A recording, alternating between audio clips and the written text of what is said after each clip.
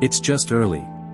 Reason 3, your body is whispering about hidden issues. Sometimes, it's not about hormones or clocks, it's about your body trying to get your attention. That little ache in your back. The pressure in your bladder. That gentle burning in your chest. At 3 a.m., when everything is quiet, even the smallest discomfort feels louder. Older adults often wake up due to minor but noticeable physical issues, joint stiffness, acid reflux, needing the bathroom, a room that's too hot or too cold. Mrs. Eleanor is 76. She's always been a light sleeper, but recently she found herself waking consistently at 3:30 a.m. After some thought, she realized it was her nightly medication. It made her more dehydrated, and led to extra trips to the bathroom at night. With her doctor's guidance, she adjusted the timing of her pills. She also did light stretching before bed to ease her joints and added a warm blanket at the foot of her bed to keep her legs cozy. The difference was gentle, but powerful. The takeaway? Listen to your body. If you wake up often, ask, is something uncomfortable? A small change, a fan, a pillow, a different meal time, might be all you need to sleep more deeply. Reason 4, small habits, big impact. Sometimes it's not about what's happening inside your body, but about the gentle habits around you. The time you eat. The time you rest. The silence of your evenings. These quiet routines might seem harmless, but over time, they shape the rhythm of your sleep more than you realize. Take dinner, for example. If you eat too early, say 5 o'clock or 5:30 p.m., and go to bed by 8:30 or 9 p.m., you may naturally finish your sleep by 3 a.m. That's 6 hours, which might have been just right for your body. Then there's the evening nap. Many older adults doze off in their favorite chair around 7 p.m.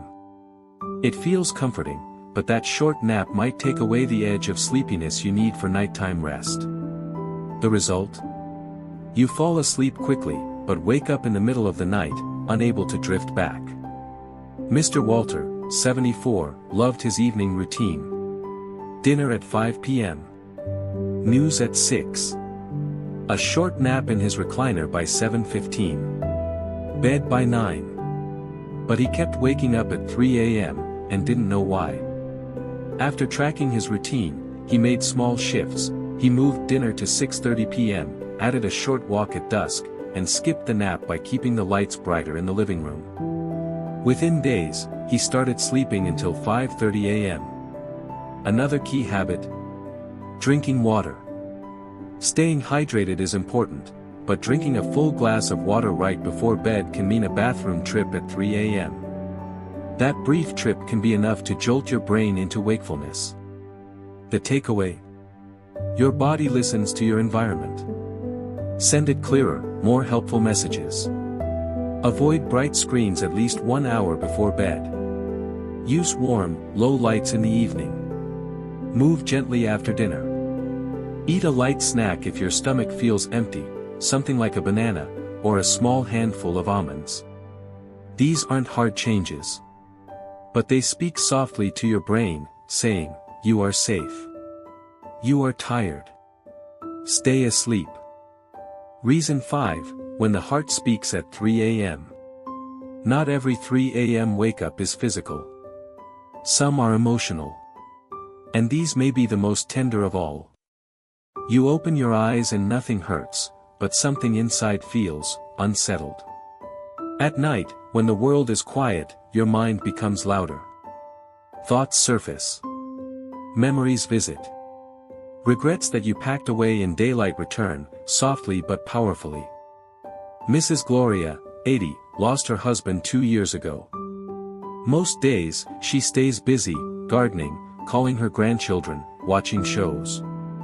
But almost every night at 3 a.m., she wakes up with a gentle ache in her heart. At first, she was frustrated. Why now, she would ask.